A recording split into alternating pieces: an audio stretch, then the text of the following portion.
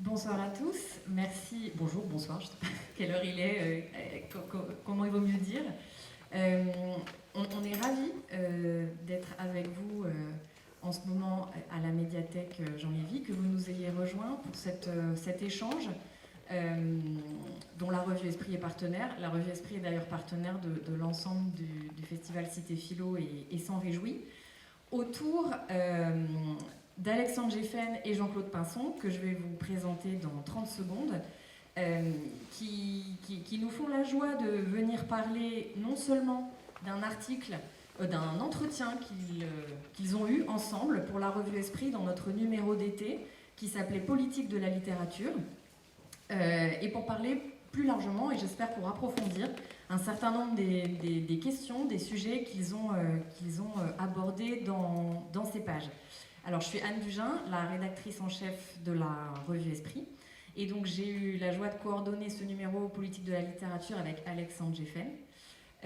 Alexandre, je vous présente en deux mots. Donc, vous êtes historien des idées et de la littérature, directeur de recherche au CNRS, critique littéraire. Et si je cite vos ouvrages les plus récents, il y en a beaucoup, Territoire de la fiction, cartographie d'un genre, de la non-fiction, pardon, c'est important en plus dans le cadre de ce festival. Territoire de la non-fiction, cartographie d'un genre émergent chez Brill en 2020. Best-seller, l'industrie du succès avec Olivier Bessard-Banqui et Sylvie Ducas chez Armand Collin en 2021. Et un livre sur lequel je me suis beaucoup appuyée pour travailler autour de toutes ces questions dernièrement, qui s'appelle L'idée de littérature, de l'art pour l'art aux écritures d'intervention, qui est paru chez Corti en 2021 et qui, je pense, sera tout à fait de nature à nourrir notre échange. Et donc, dans notre numéro d'Esprit, vous aviez dialogué avec Jean-Claude Pinson. Bonsoir. Donc, vous êtes philosophe et poète. Vous reviendrez peut-être sur cette caractérisation, je crois avoir compris qu'elle vous chiffonne, mais en tout cas, vous avez une œuvre riche qui est à la croisée d'une réflexion théorique et philosophique en esthétique et sur les questions littéraires et poétiques, qui croise une pratique de la poésie, comme poète vous en écrivez. Alors pour citer quelques ouvrages récents, c'est cet essai pastoral de la poésie comme écologie chez Champvallon, c'était 2020 ou 2021 2020. 2020, voilà. Vous avez écrit, et je le signale parce que il est pareil, il a tout à fait nourri la préparation de cet échange, un article dans la dernière livraison de la revue Ligne, Littérature, quelle est la question ? Un article qui s'appelle, qui a un très beau titre, attendez, Deux voyelles et 5 mots en vue d'un abécédaire éco-poétique. Et la notion d'éco-poétique va nous occuper, je pense, elle est très importante. Et puis votre dernier livre de poésie ou recueil, je ne sais pas comment vous préférez dire. Je préfère livre. Livre, Alphabet cyrillique, aux éditions Champvallon en 2016. Voilà, on y reviendra.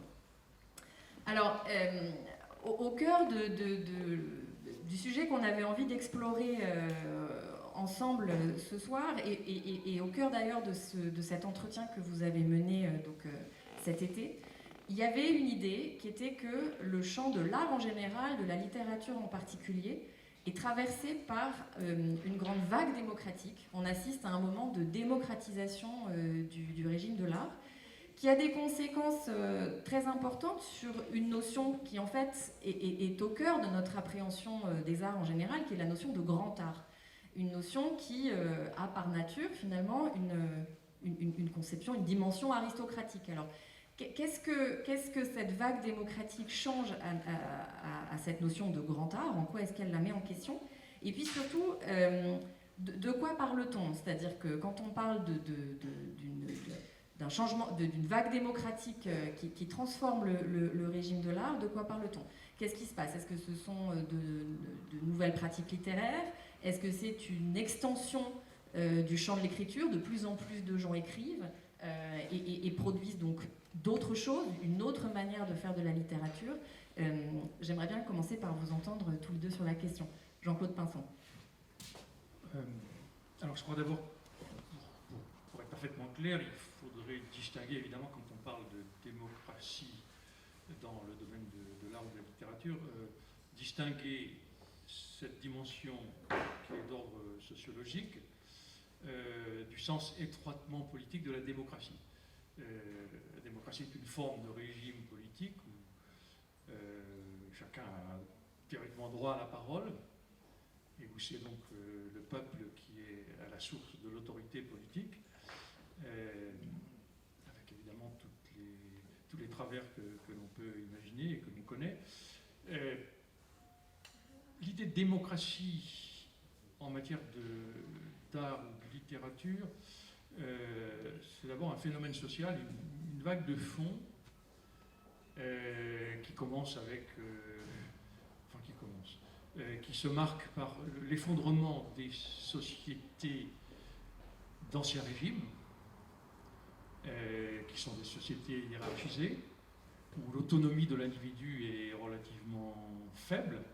Alors, ce phénomène qu'un théoricien du début du XIXe siècle a analysé à fond, sous l'angle sociologique, c'est Tocqueville, de la démocratie en Amérique. Tocqueville cherche à penser cette émergence d'une démocratie qui fait que chacun, dans ces sociétés d'après l'Ancien Régime, chacun se considère comme l'égal de tous les autres et dépositaire des mêmes droits que tous les autres. Alors, ça implique donc cette idée d'égalité fondamentalement, pas simplement au niveau du droit, mais dans la pratique réelle des conduites et dans tous les domaines. Et ça implique aussi une idée de proximité. Je suis le même que mon voisin et j'ai les mêmes droits que lui. Et quand cette idée s'étend progressivement, mais surtout au XXe siècle peut-être au domaine de l'art et de la littérature, ça signifie que la question de la démocratie en art n'est pas simplement celle de l'accès du plus grand nombre aux œuvres considérées comme constitutives d'un canon en matière d'art. Ce n'est pas simplement l'ouverture des musées à tous les publics, la création des musées publics, alors que les collections étaient évidemment des collections privées auparavant. C'est l'idée que chacun est dépositaire d'une force créative et qu'il a légitimement le droit de manifester, d'exprimer cette force créative. Donc, au fond, celui qui était simplement spectateur d'un grand art opposé à l'admiration des foules devient désormais un acteur qui monte sur la scène et se produit et offre ses produits à tous ceux qui voudront bien prendre ces produits en considération. Alors, ça pose beaucoup de questions, évidemment, mais c'est évidemment une contradiction avec l'idée de grand art. Parce que l'idée de grand art suppose que seul a droit de citer, en quelque sorte, l'artiste d'exception. Alors que l'idée démocratique de l'art abolit cette idée d'exception et rend tous les candidats artistes égaux au regard d'une réception qui évidemment reste toujours hypothétique. Alors il faudrait évidemment préciser un peu cette idée, j'avais fait ça jadis dans un petit essai, mais l'idée de grand art, elle implique plusieurs choses. Elle implique un grand sujet de préférence, qui va définir un grand genre. Ça va être, par exemple, la peinture d'histoire, qui va célébrer les faits d'armes des princes. Ça suppose aussi, évidemment, des lieux d'élection, c'est-à-dire la cour royale, de préférence, c'est Racine, etc. Et puis, ça suppose aussi, alors ça c'est plus tardif, peut-être une évaluation esthétique, un jugement esthétique qui va constituer ce qu'on appellera un canon et qui va être évidemment soumis à toute forme de soupçon et de remise en cause dès lors qu'on va faire apparaître et que, loin d'être soi-disant autonome, le jugement en matière d'art, le jugement esthétique est toujours biaisé par des paramètres d'ordre historique, sociologique, culturel, géographique, etc. Bon, voilà, une première approche, mais peut-être que je ne vais pas. Non, alors on y reviendra sur cette question du jugement esthétique finalement. Qu'est-ce qu'est un jugement esthétique en régime démocratique de l'art? C'est-à-dire, voilà, au nom de quoi on juge, si ce n'est plus à l'égard d'un canon défini au regard du grand art. Ça, on y reviendra parce que ça nous paraît être une question intéressante. Je vais laisser Alexandre Geffen rebondir sur cette question voilà, de ce que fait un mouvement démocratique à la littérature. Je signale que vous avez, dans ce dossier que vous avez coordonné, aussi écrit un article qui s'appelle Littérature et démocratie, où vous abordez cette question.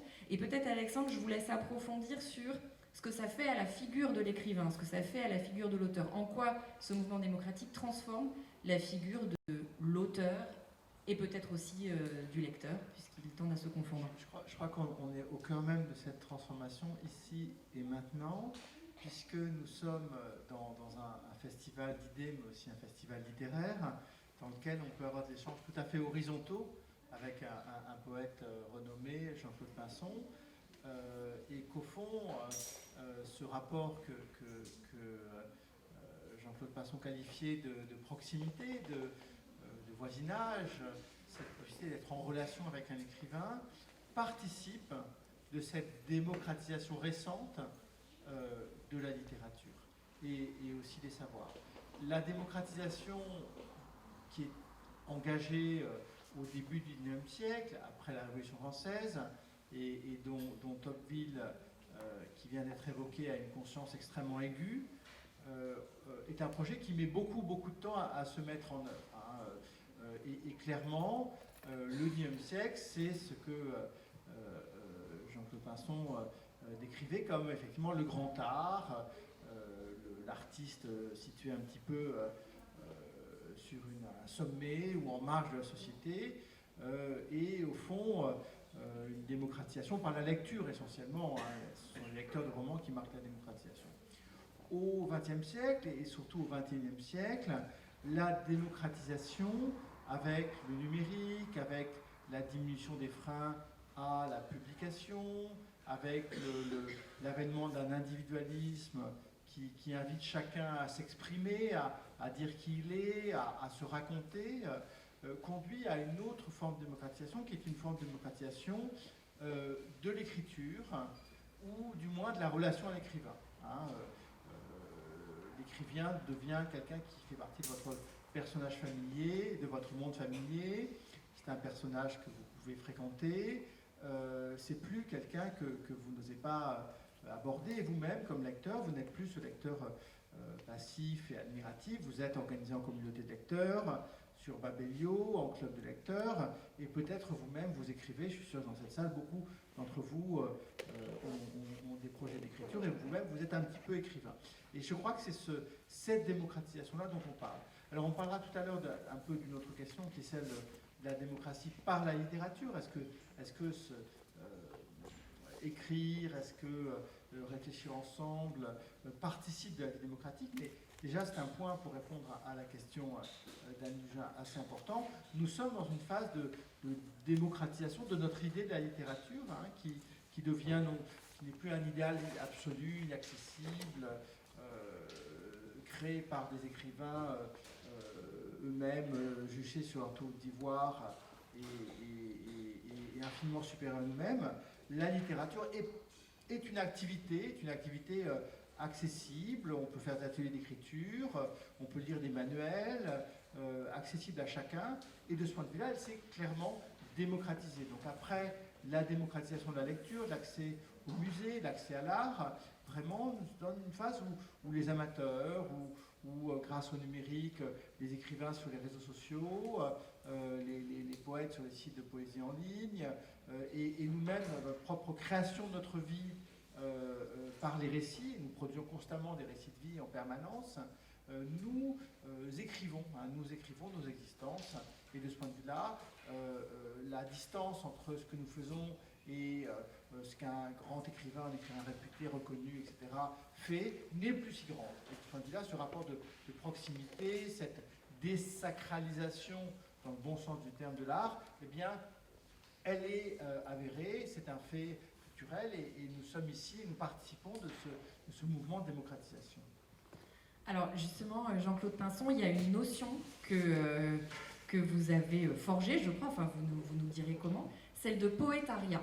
Vous parlez de poétariat, voilà, pour évoquer ces gens, ces hommes, ces femmes, toujours plus nombreux, qui dans les marges de l'industrie culturelle, parce que c'est une activité qui se joue néanmoins bien dans les marges, écrivent et nous dites-vous fabriquent de nouvelles formes de vie. Alors j'aimerais bien que vous reveniez sur cette notion, voilà.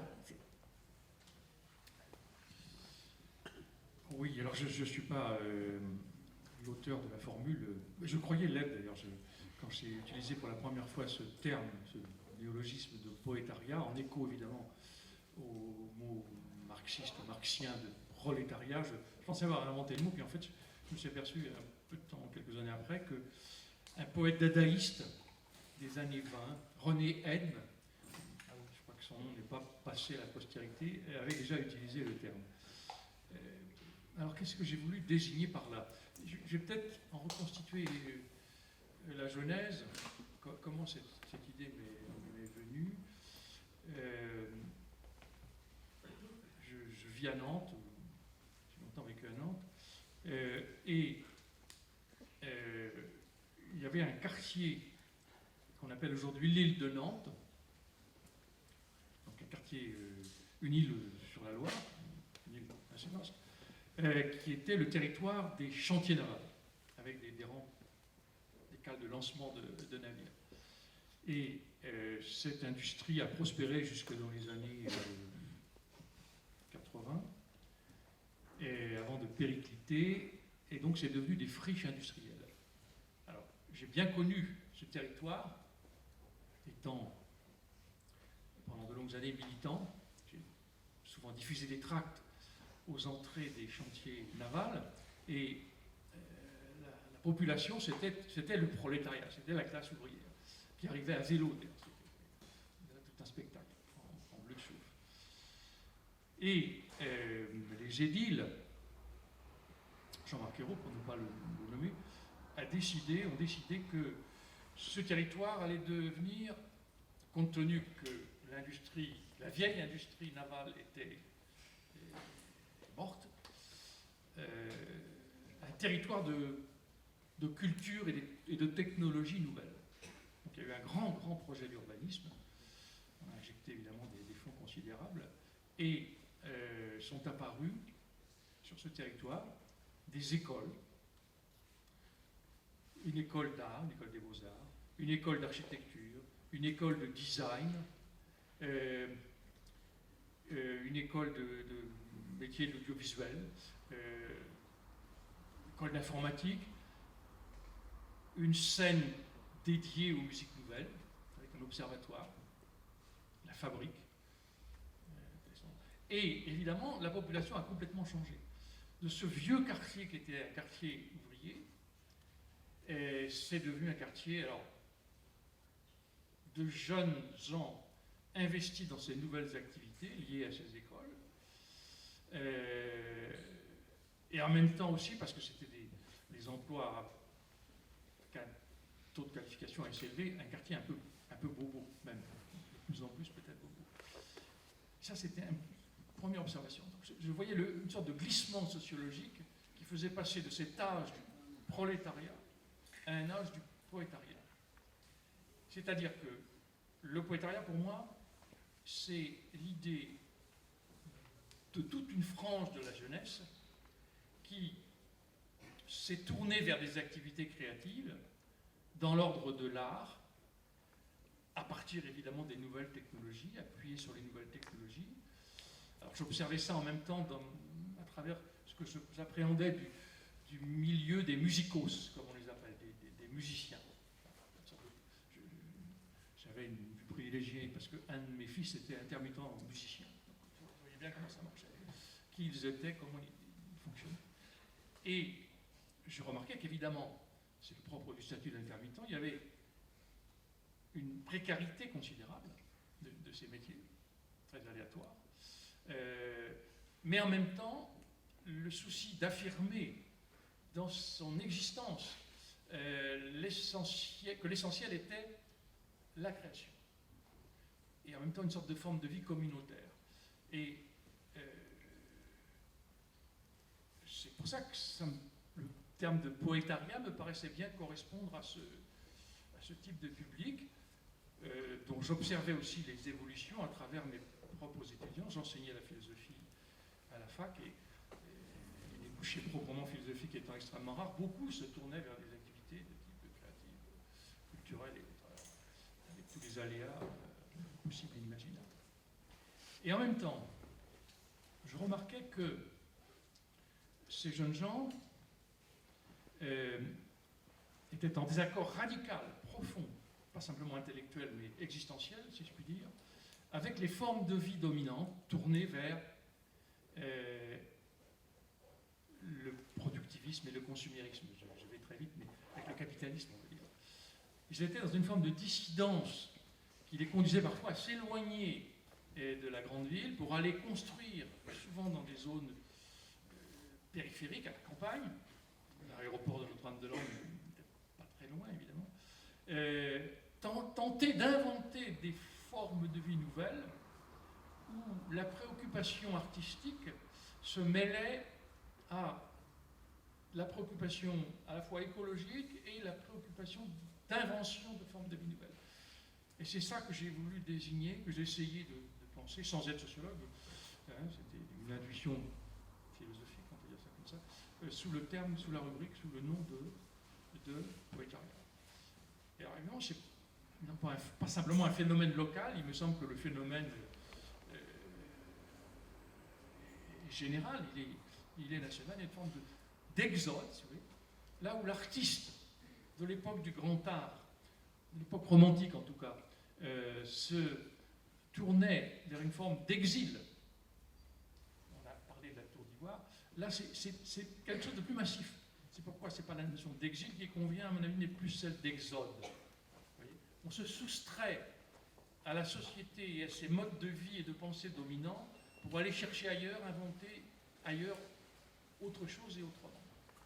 Et alors ça se fait dans les villes, dans les interstices des villes, dans les banlieues, mais aussi évidemment dans les campagnes. Il y a des régions de France où ce type de population, entre guillemets, est pas complètement négligeable. Bon, voilà. Alors, quant au devenir de tout ça, j'en sais strictement rien, je ne suis pas du tout prophète, et je ne suis pas non plus sociologue, je n'ai pas une enquête de terrain, mais il m'est arrivé de lire une thèse excellente, qui va apparaître, je crois, chez Actes Sud, d'une jeune chercheuse, qui a soutenu sa thèse en Angleterre, Clara Brotteau, je la nomme, qui a observé ça de très près, elle, à partir d'enquêtes de terrain, et elle a montré que, au fond, ce qui se construisait ainsi, ce n'était pas simplement une poétique du dedans, c'est-à-dire à l'intérieur du monde littéraire, sur la feuille de papier, dans le livre, mais ce qu'elle appelle une poétique du dehors. C'est-à-dire qu'il ne s'agit pas simplement de pratiquer la poésie sous forme littéraire, si je puis dire, mais de la pratiquer dans la vie. Il s'agit au fond, et là je reprends la formule fameuse du poète allemand de la fin du 19e, Lorling, l'homme habite en poète. C'est l'idée d'habiter poétiquement le monde qui est au centre, me semble-t-il, de la préoccupation du poétariat et de cette jeunesse que j'appelle poétarienne. Alors là, je crois que vous avez mis le doigt sur un autre aspect tout à fait central dans notre discussion, c'est que cette sortie du grand art, cet exode, comme vous l'appelez, et finalement cette rencontre entre une exigence littéraire qui n'est pas qu'une exigence littéraire de la part de ceux qui écrivent aujourd'hui ou souhaitent écrire aujourd'hui, mais qui est une exigence de forme de vie finalement, de faire correspondre une activité d'écriture avec une forme d'engagement dans la vie. C'est là qu'on retrouve une question qui était au centre du numéro et qu'on a cherché à explorer avec Alexandre, qui était: qui dit sortie du grand art, qui dit sortie du moment autoréférentiel, si on veut employer un mot compliqué, de la littérature, où la littérature se justifie elle-même et finalement ne considère pas beaucoup son en dehors. Qui dit sortie de ça, dit peut-être réarticulation de la littérature avec le monde, l'engagement, le politique, si ce n'est la politique. Cette réarticulation prend différentes formes, et peut-être, et vous l'avez déjà souligné, une forme particulière qui est autour des questions écologiques, éco-poétiques, on y reviendra. Mais Alexandre, je veux bien vous entendre là-dessus, sur ce moment finalement, ce moment démocratique dont vous parliez. C'est aussi un moment de réarticulation du littéraire, du moral et du politique, mais sous une forme qui n'est plus celle de la littérature engagée du XXe siècle, des années 50. Je crois qu'il y a peu d'écrivains qui se reconnaîtraient dans le modèle de la littérature engagée à l'ancienne. Enfin, j'ai fait une longue enquête avec une trentaine d'écrivains contemporains qui paraîtra au mois de mars sur cette question-là. Et le modèle de la littérature engagée a servi un objectif idéologique, un parti, n'intéresse personne. Clairement, un modèle d'engagement par la littérature, avec la littérature, ou selon la littérature, comme l'évoquait Jean-Claude Pinson, est beaucoup plus familier aux oreilles des écrivains contemporains. Ça peut passer par un rapport avec le vivant, avec l'environnement, avec le monde. Ça peut passer par une éthique de la relation, hein, le fait de considérer qu'une forme de vie heureuse et épanouie est une forme de vie dans laquelle on construit des communautés de présence, depuis travailler ensemble sur un jardin collectif jusqu'à une association, et clairement une dimension littéraire de ce type d'engagement, dans la mesure où les mots sont des vecteurs de sens par lesquels les relations se construisent, parce que les mots permettent de réparer les relations, de les métaphoriser, de les transformer. Pour ce pouvoir de la littérature et de la poésie en particulier est vraiment, je crois, au cœur de ce rêve, hein, d'un poétariat ou d'une poésie comme relation à l'autre et à relation à ce qui nous entoure, et relation aussi apaisée à nous-mêmes. Hein, clairement, la poésie est aussi une manière d'entretenir une relation avec son passé, avec les différentes choses qui nous habitent, parce que nous ne sommes pas habités d'un seul moi, sans doute. C'est une des versions possibles, hein, d'une poétique de la littérature. Alors vous allez me dire, c'est pas beaucoup de se contenter de considérer que faire de la politique, c'est s'occuper d'une association de quartier et trouver les mots justes pour décrire une expérience ou raconter comment un chardonneret s'est mis à chanter un matin. Oui, mais c'est déjà substantiel dans une société qui tend à isoler l'individu, qui tend à le couper du rapport aux autres, à le mettre en concurrence perpétuelle avec les autres, qui conduit l'individu à être tout seul par rapport à la nécessité d'adaptation, de performance, et déjà construire l'écriture et la lecture comme des formes de relation, c'est déjà beaucoup. Alors chez les écrivains contemporains, ces formes de réengagement par les formes de vie, par les manières de vivre, si vous voulez, se conjuguent avec des formes un petit peu plus affirmées. On a de nombreux écrivains qui veulent rendre justice à des groupes sociaux défavorisés, à des minorités culturelles, qui s'intéressent au sort des migrants, au sort des sans-abri, et clairement le travail politique se fait par la description de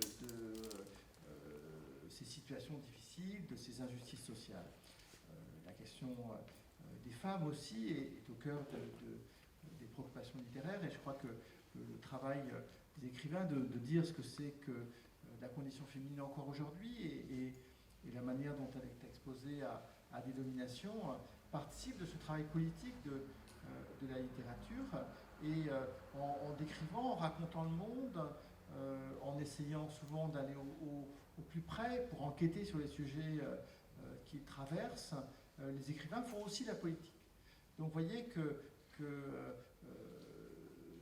il n'y a pas que des formes un peu contemplatives et poétiques hein, de politique, comme l'écrivait Jean-Paul Passon, mais parfois des formes d'engagement de terrain, de documentation, d'enquête, et de travail aussi avec ces communautés fragilisées, avec ces vulnérabilités. Moi, je connais des écrivains qui ont travaillé dans des EHPAD, qui ont travaillé dans des hôpitaux.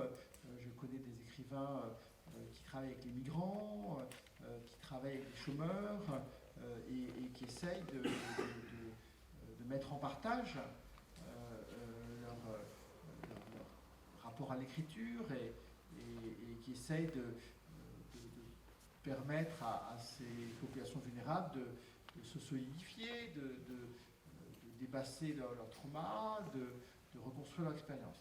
Et clairement, ce sont des formes d'engagement littéraire très contemporain et beaucoup d'écrivains font ça, hein, font ces ateliers, font ces résidences, font ce travail auprès des plus fragiles.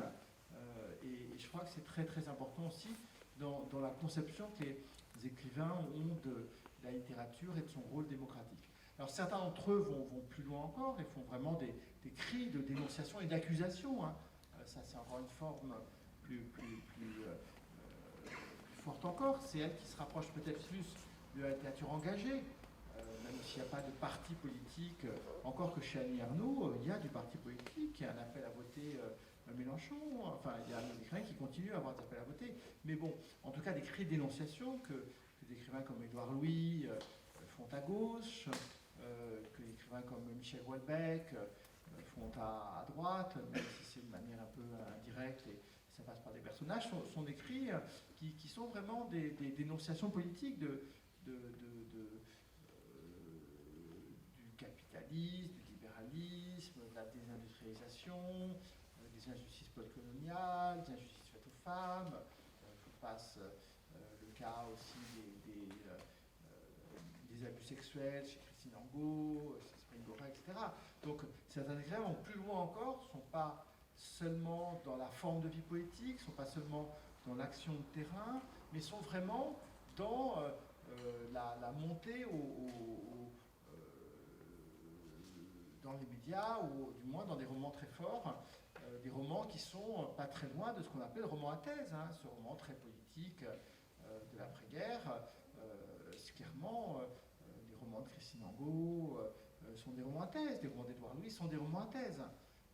Et là, souvent d'ailleurs, ces écrivains interpellent les politiques. Vous vous souvenez de Christine Angot interpellant à la télévision François Fillon, vous vous souvenez d'Édouard Louis interpellant Macron par tweet en expliquant c'est Macron et les politiques qui ont tué mon père. Et donc là, on est dans une interpellation forte. Donc je dirais qu'il y a toute une gradation, si vous voulez, dans l'action politique des écrivains qui part effectivement de la restauration d'une relation au monde jusqu'à des cris de colère, des cris de dénonciation du néolibéralisme, du langage managérial. On a écrit un très engagé, Sandra Lucbert, qui va chroniquer le procès de France Télécom pour dénoncer le langage managérial qui pousse les gens au suicide. Vous avez ce type d'engagement là aussi qui sont présents dans la littérature française. Je crois que la littérature française est riche de la variété hein, de ces intensités d'engagement politique. Alors, on va revenir sur la question plus écologique et éco-politique ensuite, parce que voilà, c'est une dimension en soi qui nous intéressait de creuser. Mais Alexandre, je vous pose quand même une question dans la mesure où vous nous dressez ce panorama très large des modalités de l'engagement, même contemporain aujourd'hui.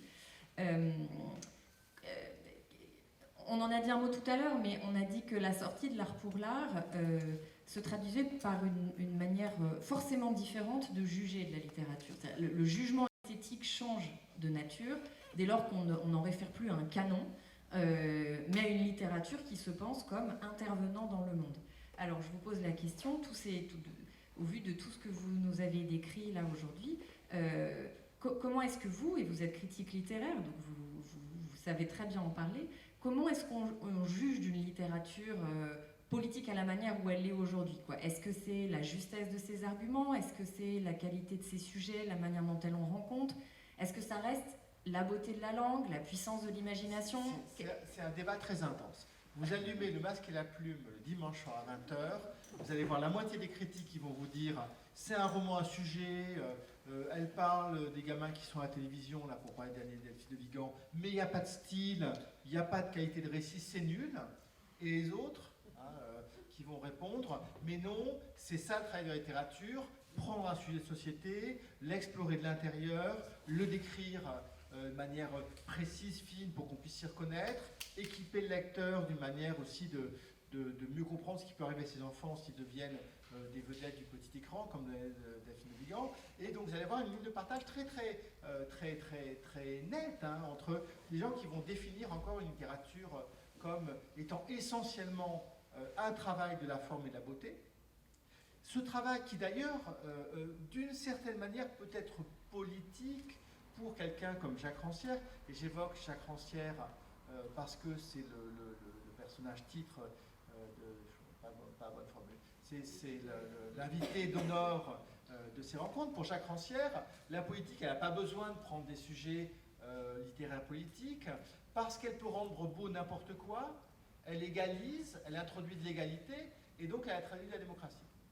Bon, donc dans ce cas-là, effectivement, on n'a même pas besoin d'une littérature qui va prendre des sujets de société, qui va s'intéresser aux ouvriers licenciés, comme le fait François Bon, Arnaud Bartina. Il suffit de parler de la beauté de n'importe quoi, et au fond, de ce point de vue-là, on est dans une essence démocratique d'égalisation des conditions. Ça, c'est la position de Rancière, c'est la position du tenant du dogme esthétique, et à côté, il y a cette nouvelle littérature qui, elle, n'a pas peur de sujets de société, qui n'a pas peur de prendre vraiment les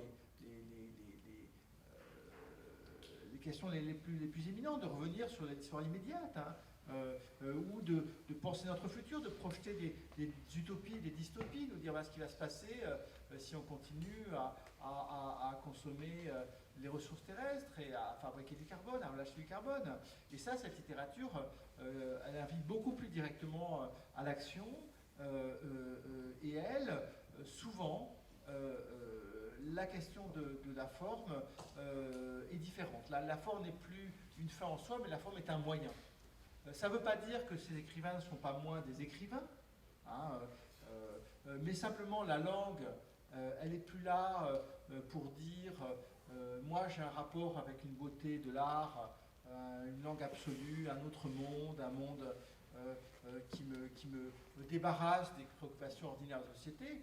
Non, la langue est là pour dire, ben voilà, moi je peux décrire finement ce qui se passe dans telle ou telle situation de vulnérabilité, et donc la langue est mise au service d'un propos.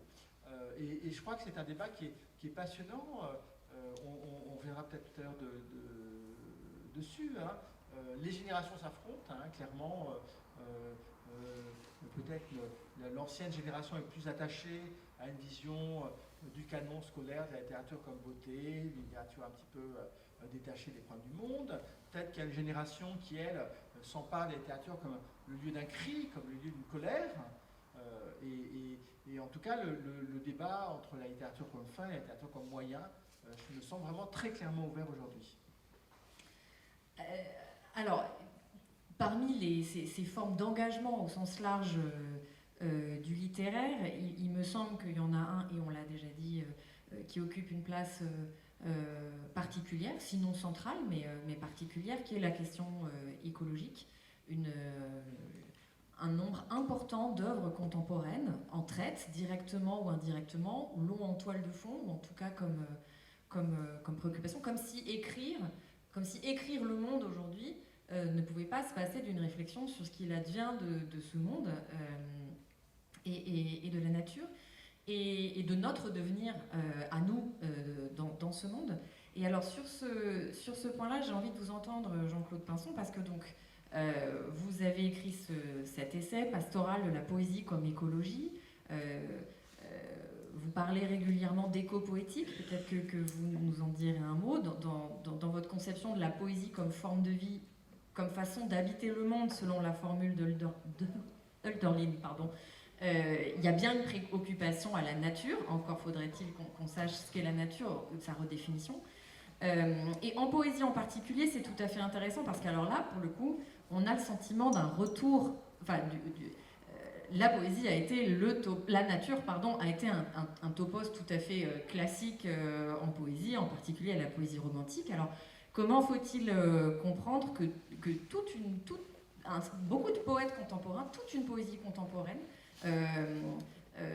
s'y réaffrontent aujourd'hui, même si c'est d'une manière nouvelle. Et je termine en disant que vous avez une expression qui est celle du pacte pastoral, qui structure un peu toute votre réflexion là-dessus, le pacte pastoral en poésie, et j'aimerais bien vous entendre là-dessus.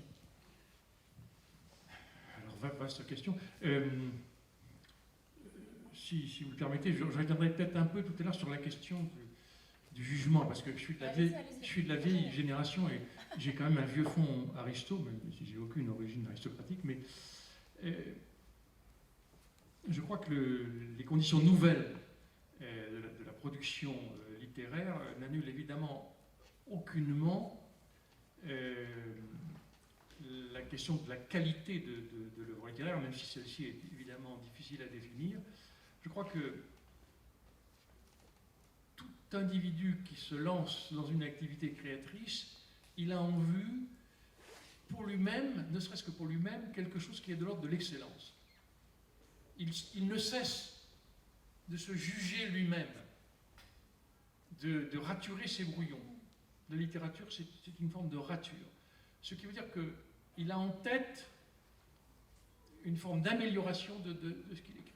Donc, il a beau être l'écrivain lambda, anonyme, écrivant pour le tiroir, comme beaucoup le sont, il est aristocrate en ce sens qu'il cherche en lui à rejoindre quelque chose qui est comme son étoile lointaine.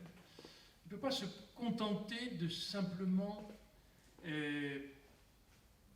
exprimer ce qu'il a sur le cœur. Voilà. Dès lors qu'il y a ambition artistique, et dès qu'il y a création, il y a cette ambition, me semble-t-il, le mot ambition le dit déjà, il y a cette recherche d'une excellence. Donc l'aristocratie, elle est en chacun. Il y a une postulation démocratique, nous avons tous les mêmes droits à exister sur la scène artistique ou littéraire, mais en même temps, il y a une postulation intime, sans doute, mais aristocratique. Nous voulons le meilleur, nous voulons nous dépasser nous-mêmes, au fond. Oui, mais sur quels critères, Jean-Claude?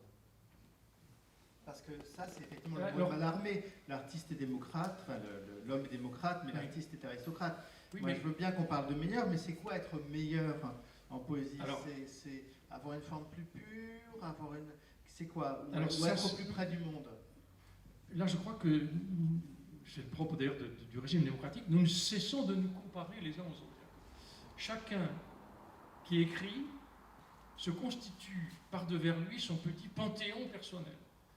Et c'est au regard de ces modèles qu'il a en tête qu'il cherche à écrire. Nous commençons tous par écrire sous le regard de ceux que nous considérons comme nos maîtres, me semble-t-il. Alors évidemment, ça peut varier d'un individu à l'autre. Hein. C'est la vaste question de la formation du goût qui se trouve ici posée. Je crois que le fait de témoigner pour un groupe minoritaire, un groupe opprimé, rejeté, etc., c'est une excellente chose, mais pour quiconque a une ambition artistique, ça ne peut suffire. Il s'agit, comme disait Mallarmé, puisque tu le cites, Alexandre, de ne pas en rester à la langue du journal. Il disait, évidemment, une pointe de mépris aristocratique, Mallarmé.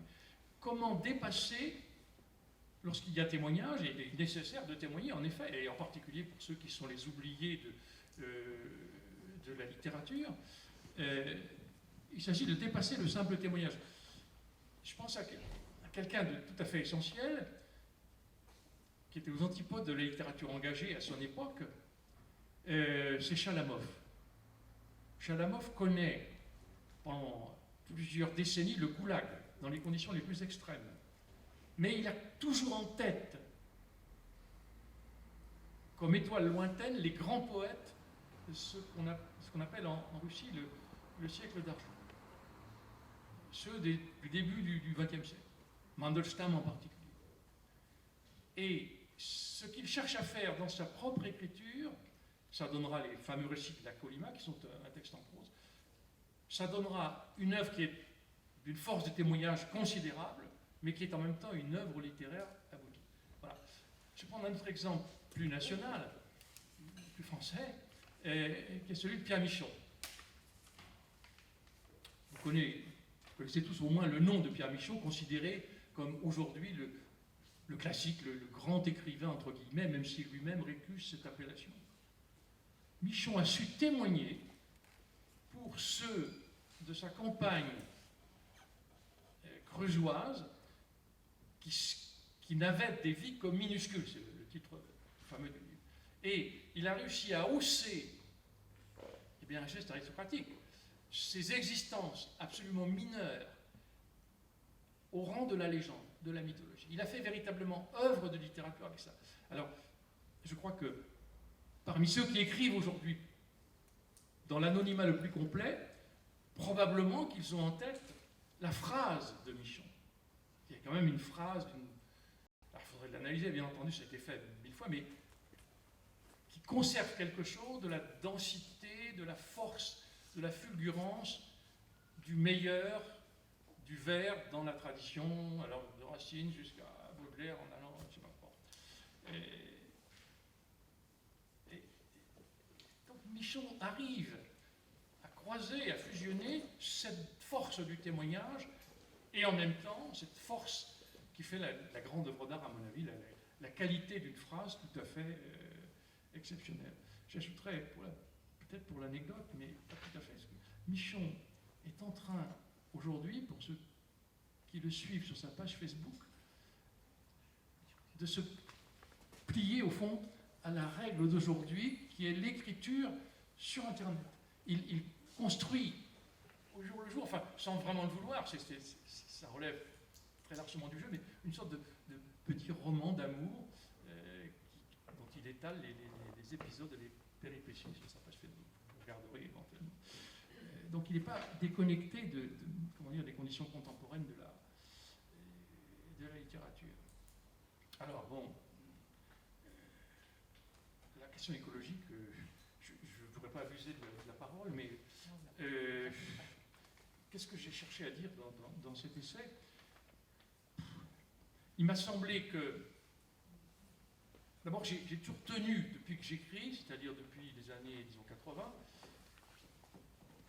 à me sortir des dictats de l'avant-garde poétique, tels que je les avais connus de très près, en fréquentant les gens du groupe tel quel, dans les années, la fin des années 60, qui, au fond,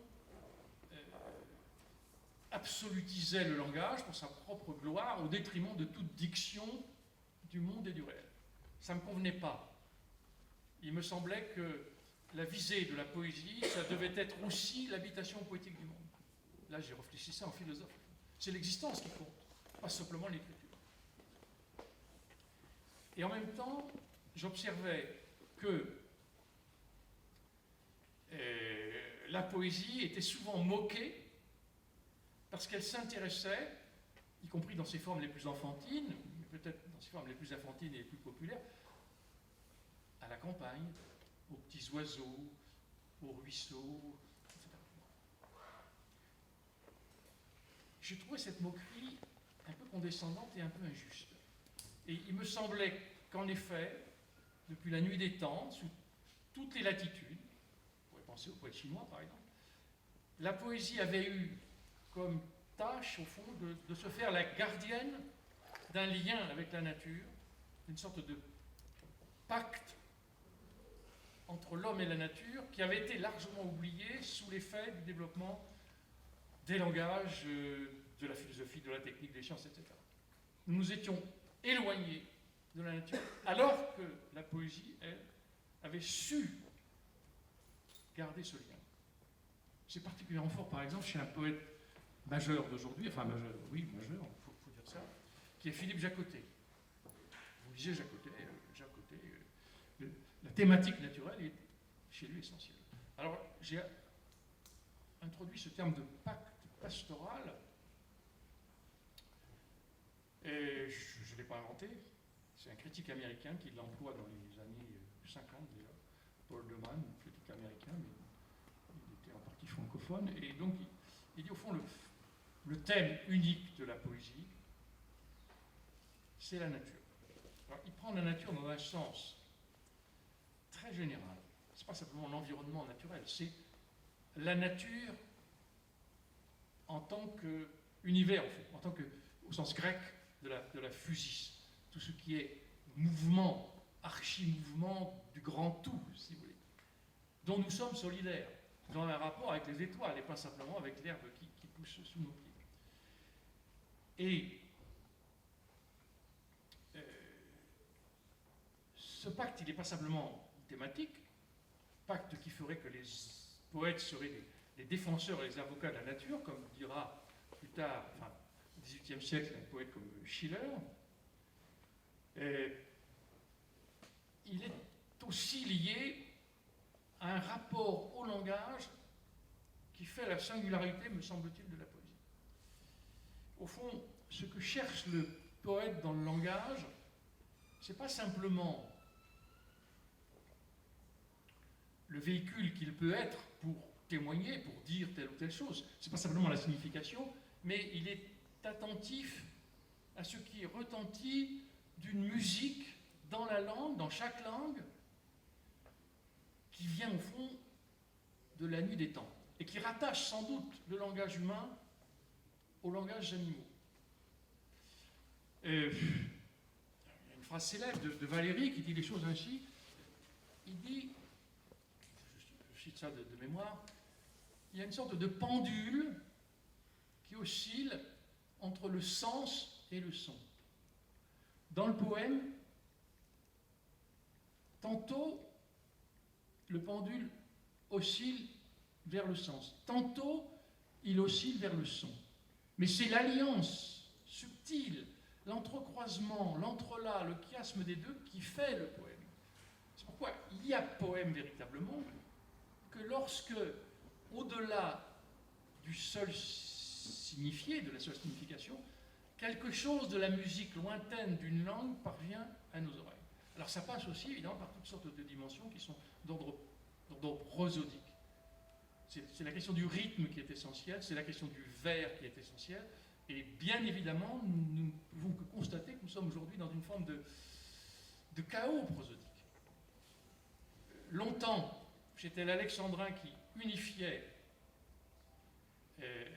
notre langue au plan prosodique, et qui valait pour tous, l'école de la Troisième République ayant servi ici de relais. Je cite souvent cette anecdote personnelle, pardonnez-moi, mais j'ai un grand-père né en 1893 qui fait la guerre de 14. C'est un paysan du Marais breton. Il va 4 ans à l'école, il est prisonnier dès le début de la guerre, la bataille de Rossignol, 20 000 morts en Belgique, 1914. Il est prisonnier en Allemagne pendant 4 ans, 4 bonnes années, et je retrouve un jour, par miracle, quasiment pas d'archives familiales, un carnet sur lequel il a noté 2 choses. D'une part, un lexique franco-russe qu'il a noté à l'oreille, il ignorait tout à fait le russe, mais comme il y avait 80% dans son camp de prisonniers russes, donc il fallait bien qu'il communique un peu, donc il notait les mots, Kriep pour le pain, etc. Et un poème où il raconte son expérience, un poème témoignage, écrit en alexandrin. Et je suis stupéfait de constater que ce sont des alexandrins, pour l'essentiel réguliers, et rimés. Donc je me dis, mais diantre, diable, un paysan de la fin du tout début du XXe siècle est capable l'alexandrin a retenti à ses oreilles, parce qu'il était passé par l'école républicaine. Il avait du Victor Hugo dans la tête. Évidemment, son cas a été sans doute répandu très largement. Aujourd'hui, nous sommes dans tout autre paysage prosodique, où, évidemment, selon les catégories sociales, c'est tel ou tel prosodie qui prévaut. Il me semble, par exemple, aujourd'hui, que pour toute une frange de la jeunesse, la prosodie qui prévaut, et ça s'entend dans certaines forme de poésie, c'est évidemment la prosodie du rap, qui est un tout autre usage de la langue, avec une toute autre rythmique. Mais ça ne vaut que pour la jeunesse, et encore une frange de la jeunesse, peut-être pas tout. Oui, c'est ce paysage pour dire. Bon, tout ça pour dire et pour conclure, parce que je suis très bavard, mais que, au fond, la difficulté de la langue, c'est qu'on atteint, c'est le problème d'une littérature mondiale qui est posé ici. Qu'est-ce qui est perdu d'une poésie quand elle est traduite? Si l'essentiel est lié à cet entrelac du son et du sens. Et évidemment, c'est très difficile de traduire de la poésie. C'est très difficile. Il y a une translation possible, il n'y a pas véritablement une traduction. C'est tout à fait autre chose pour le récit au roman.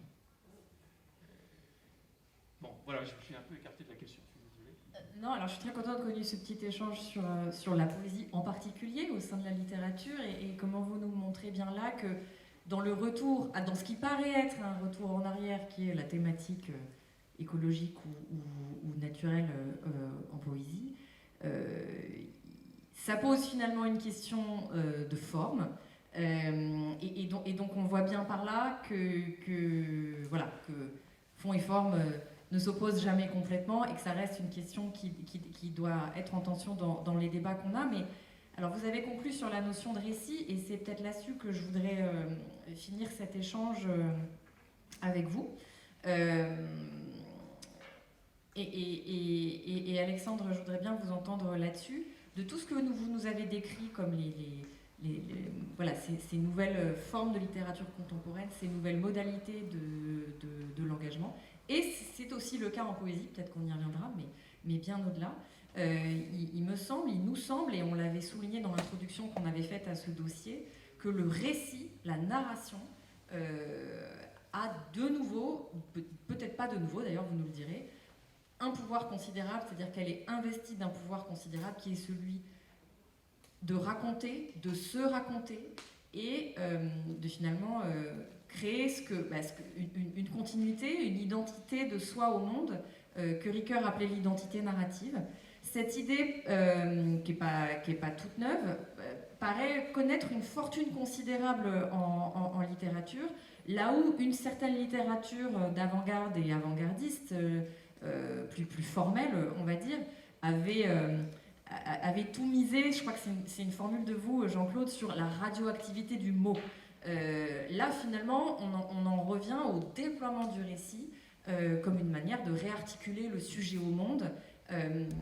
Et voilà, peut-être que vous pouvez nous en parler un petit peu, Alexandre, la fonction, le rôle du récit dans l'économie littéraire contemporaine.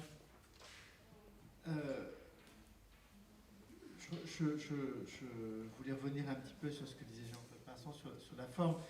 La forme aussi est un sens et la forme est aussi une politique dans sa capacité à densifier, à accélérer, à métaphoriser, à décrocher l'expérience des mots communs, des premiers mots, des mots les plus évidents le type d'éclaircissement ou au contraire d'opacification que la forme donne à l'appréhension immédiate du sens et de l'expérience. La poésie modifie les cadres par lesquels nous comprenons notre expérience personnelle et collective. Et de ce point de vue-là, il y a du sens dans la forme et il peut y avoir du poétique dans la forme. Il y a une aspiration à la liberté dans la radicalité rabalienne. Il y a une aspiration humaniste dans le vers de Victor Hugo, une aspiration métaphysique dans la manière dont elle s'exprime. La poésie est aussi une source de sens et aussi une source potentielle de politique sans même qu'elle ait à choisir son camp.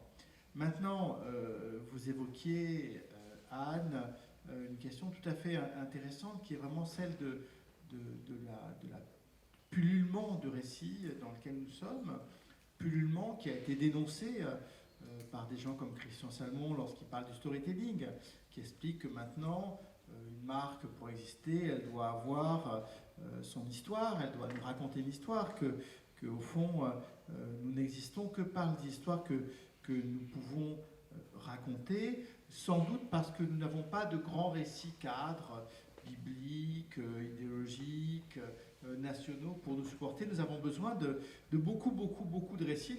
Nous consommons, nous produisons énormément de récits en permanence, qu'il s'agisse de rencontrer quelqu'un sur un site de petite annonce, de mettre en ligne son CV, de se présenter à autrui dans une situation sociale. Nous devons en permanence raconter quelque chose de nous, et les politiques, les entreprises, les pays doivent raconter en permanence quelque chose de... Donc on a un monde d'hyper-narrativité dans lequel les écrivains ont une place privilégiée. Ils ont une place privilégiée parce qu'ils peuvent raconter le monde différemment, et peut-être ils sont écrivains parce qu'ils racontent différemment, et sont peut-être littéraires parce que la littérature dit des choses qui ne peuvent se dire qu'avec la littérature, c'est-à-dire raconter d'autres mondes, des mondes qui sont invisibles, des mondes qui ne sont pas vus. On a parlé tout à l'heure des mondes marginalisés, des mondes des minuscules. Jean-Claude Pinson a rappelé l'œuvre immense de Pierre Michon de ce point de vue-là, ou raconter différemment des mondes en employant d'autres mots, en employant d'autres formules, en élevant à la grandeur lyrique et épique les minuscules du centre de la France, comme le fait Pierre Michon, en rabaissant à l'ordinaire les grands et le pouvoir, comme le font les écrivains de l'ironie qui dénoncent les grandeurs. La parole de l'écrivain est en permanence, donc à la fois de faire circuler des récits. Clairement, un écrivain, c'est celui qui rajoute des fictions aux fictions environnantes, mais c'est quelqu'un qui rajoute des fictions un petit peu différentes, qui parlent d'autres thèmes, qui peuvent parler d'autres sujets que les sujets les plus communs, que les sujets du monde ordinaire, ou en tout cas qui peuvent les dire autrement. Lorsqu'il parle du monde ordinaire, la littérature, l'art le dit un peu autrement. Elle le dit en essayant de trouver des lignes de sens ou des lignes de fracture, en essayant de proposer des interprétations. Et de ce point de vue-là, les récits produits, y compris par des séries télévisées, sont des récits qui vont interroger nos propres manières de sentir le monde, qui vont proposer des modèles, des contre-modèles, des exemples, des contre-exemples à ce que nous essayons de construire, à nos identités narratives que nous sommes en permanence en train de formuler, et que nous bricolons en permanence qui nous sommes, pour le raconter à nos enfants, pour le raconter à des gens que nous rencontrons, à partir de modèles historiques, de modèles mythiques, de récits que nous avons rencontrés, de récits qu'on nous a fait d'autres vies, de ce que nous lisons, de ce que nous discutons avec nos psychanalystes ou nos meilleurs amis. Nous bricolons ces récits-là, et la littérature contribue à ce bricolage existentiel avec de la fiction en permanence.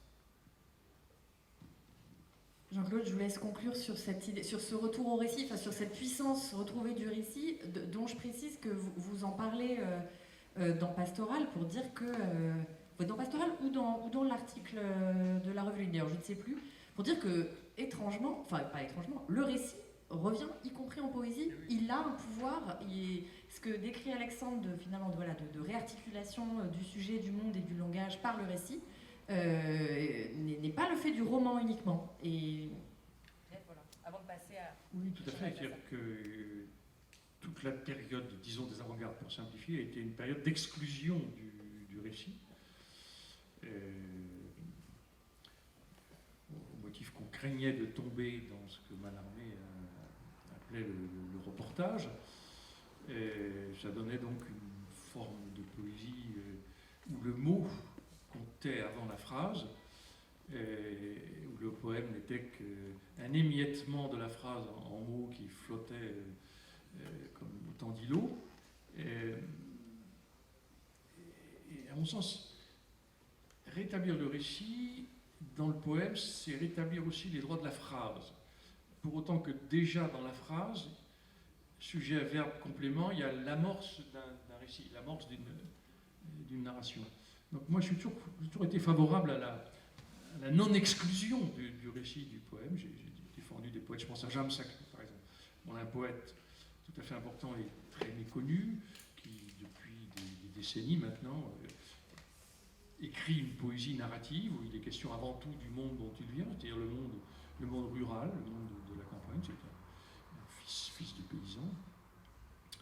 Et voilà, donc je crois que le poème doit marcher sur deux jambes, c'est-à-dire qu'il doit, je pense à une formule en espagnol de Octavio Paz, le poète mexicain, il dit « cantar », raconter, « y cantar », les deux. Le poème doit à la fois raconter et chanter. Cantar, y cantar. Bon, bah, je me sens que c'est une belle conclusion provisoire à cet échange, raconter et chanter. Je vais vous laisser la parole aux uns et aux autres.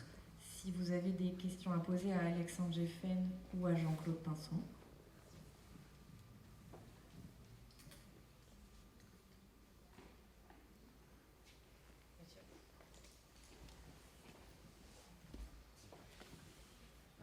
Bonjour, merci à vous deux pour du coup cette entrevue. C'est une question peut-être plus personnelle aussi vis-à-vis de votre expérience et autour de ce changement de la littérature où on sent un peu de l'art pour l'art. La place du lecteur vis-à-vis de ces textes, qu'est-ce que vous en pensez? Comment le lecteur s'inclut, s'implique ou non dans les textes? Et que vous, en tant que lecteur, comment vous réagissez à ces littératures où il y a du travail politique dedans? J'ai le sentiment que l'idée que le lecteur soit un récepteur passif dans son coin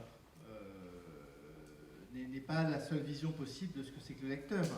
Le lecteur maintenant, il est dans des communautés de lecteurs, il est dans des groupes de lecture, la lecture lui sert à échanger avec les autres, la lecture le transforme, la lecture le conduit à écrire en permanence. Les grands écrivains, des gens comme Pascal Quignard, se vivent comme des lecteurs. Les grands lecteurs deviennent des écrivains. Et je crois que la circulation est de plus en plus forte. Et pour la critique littéraire, on s'intéresse beaucoup aux lecteurs, aux effets sur le lecteur de la fiction. On espère que la fiction va vous rendre plus empathique. On espère que la fiction va vous rendre plus sensible. On espère que la fiction va agir sur vous. Donc le lecteur est devenu vraiment très, très central à l'attention et il n'est plus coupé du monde. La lecture n'est plus cet acte de retrait de celui qui se met seul dans sa chambre et qui ferme la porte. Le lecteur d'aujourd'hui est un lecteur connecté, un lecteur écrivain, un lecteur dans l'échange, en tout cas, s'il n'écrit pas lui-même. Et la lecture n'est pas simplement un vice impuni, comme disait Valérie Larbaud. La lecture est une opération importante de construction, de transformation de soi. La lecture ne vous laisse pas indemne de ce que vous avez lu. La lecture peut être dangereuse, hein, d'ailleurs. Si maintenant on se met dans certains cas, à prévenir les lecteurs du danger de la lecture. Hein, vous savez, c'est les trigger warnings anglo-saxons. On doit dire attention, il y a des choses qui peuvent vous choquer, attention, il y a des choses qui peuvent vous déranger. Si on se met parfois à censurer certains mots dans les textes, dans les traductions, c'est bien parce qu'on pense qu'il se passe quelque chose chez le lecteur, que le lecteur peut être vraiment bousculé, transformé, blessé, autant qu'il peut être reconstruit par la lecture. Donc vraiment, le lecteur est devenu peut-être le lieu fondamental de la littérature d'aujourd'hui. Un peu sur le rôle du lecteur. je suis de la vieille école, si je puis dire. C'est-à-dire que j'ai tendance à considérer que le lecteur ne doit pas craindre d'être un alpiniste. C'est-à-dire, il y a un problème aujourd'hui qui est celui de l'économie de l'attention, comme on dit. C'est-à-dire qu'il y a tant de textes qui circulent et qui sont proposés à notre lecture qu'ils ont du mal à nous concentrer sur des choses qui en valent la peine. J'observe simplement ceci, que la lecture sur écran, ne serait-ce qu'à travers la page Facebook, j'ai une page Facebook comme beaucoup, je suis sidéré parfois de voir que les gens s'empressent de juger, de répondre sans avoir lu véritablement ce que vous avez dit. Ils sont dans le contresens immédiat et généralement dans l'invective, mais sans avoir lu. Et je crois que c'est de très mauvaises habitudes de lecture. J'ai été formé à toute autre pratique de la lecture qui est la lecture, non pas passive, mais hyperactive et hyper attentive, qui est la lecture des textes philosophiques. Ce sont des textes, en général, d'une densité de pensée qui exige qu'on s'y reprenne à plusieurs fois, qu'on revienne sans cesse en arrière. Je ne peux pas pratiquer, même aujourd'hui, la lecture autrement qu'un crayon en main. Et l'idéal démocratique, pour moi, c'est que tous les lecteurs deviennent des lecteurs alpinistes, si je puis dire, qui n'aient pas peur d'escalader les textes les plus difficiles. C'est à la portée de tous dès lors qu'on en a la volonté. Nous sommes tous des autodidactes. Il faut que nous soyons toujours plus autodidactes, en quelque sorte. Bien entendu, il y a des maîtres qui vont nous aider dans cette escalade, des guides, comme dirait l'autre. Voilà. Et la lecture de la poésie, la plus difficile, est une lecture le texte, la saveur du texte, ne se livre pas du premier coup. Il faut souvent revenir en arrière. Il faut relire. Et c'est pourquoi, à mon sens, la vieille habitude de la récitation, de la mémorisation, il y a un lien fondamental entre le poème et la mémoire. La mémorisation est une façon de se pénétrer le texte beaucoup plus profondément que par une lecture rapide. Voilà. C'est ça mon idéal de la lecture. Alors, je ne suis pas sûr qu'il soit tout à fait en accord avec les modalités contemporaines de la lecture.